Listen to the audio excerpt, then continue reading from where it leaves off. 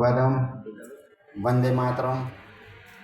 મિત્રો, આજનો આપણો આજે ભારત વિકાસ પરિષદ બોપલ શાખાનો રાષ્ટ્રીય સમૂહગાન સ્પર્ધાનો જે કાર્યક્રમ છે, એમના જે મુખ્ય મહેમાન મનોજભાઈ અગ્રવાલ અત્યારે આપણી વચ્ચે ઉપસ્થિત નથી, પરંતુ 10-10:30 વાગ્યાની વચ્ચે આવવાના છે એવું એમના પીએ દ્વારા જાણવા મળ્યું હતું.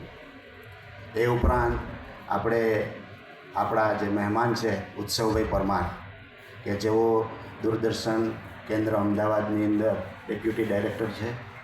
જાસ્મીનાબેન, કે જેઓ અનંત નેશનલ યુનિવર્સિટીની અંદર એકેડેમિક અફેર્સ સંભાળે છે, પ્રોફેસર છે, ડીન છે.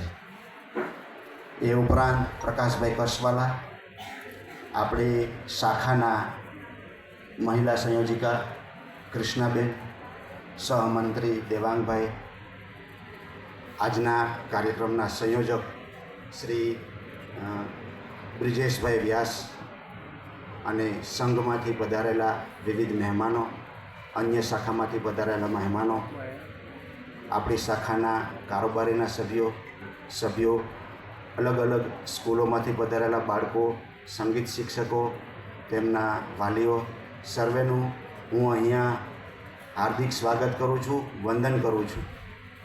ભારત વિકાસ પરિષદનો પરિચય તો પ્રકાશભાઈએ ખૂબ સરસ રીતે ટૂંકમાં આપી દીધો. જાસ્મીનાબેન જે આપણા ગેસ્ટ હતા, એમણે પણ ખૂબ સરસ રીતે વાત કરી કે ભારત વિકાસ પરિષદ જે કંઈ કાર્ય કરી રહી છે એનું શું મહત્ત્વ છે, આગળ જતાં એ આપણા દેશની અંદર એની કેવી અસર ઊભી કરી શકે. મિત્રો, આપ સહુ જાણો છો કે ભારત વિકાસ પરિષદ ભારતીય સંસ્કૃતિની જાગૃતિ માટે, સમાજ ઉત્કર્ષ માટે, સમાજના લાભાર્થે, વિદ્યાર્થીઓમાં દેશભાવના ઊભી થાય એ માટે કેટલાય પ્રકલ્પો હાથ ધરે છે, અને એના દ્વારા ખરા અર્થમાં ભારતનો વિકાસ થાય તે માટે આ સંસ્થા 1963થી કામ કરી રહી છે. આજની આ રાષ્ટ્રીય સમૂહગાન સ્પર્ધા તેનો જ એક ભાગ છે. સ્પર્ધા તો એકમાત્ર સાધન છે, પરંતુ તેની પાછળનો મુખ્ય હેતુ આપણી નવી પેઢીમાં આનંદની અનુભૂતિ સાથે સંગીત અને સિંગિંગનું કૌશલ્ય વિકસે, અને એ પણ પાછું સમૂહમાં વિકસે, જેથી આપણા સંસ્કાર, સંસ્કૃતિ અને શૌર્યગાથાના અવિરત પ્રવાહ આપણા સમાજમાં વહ્યા કરે.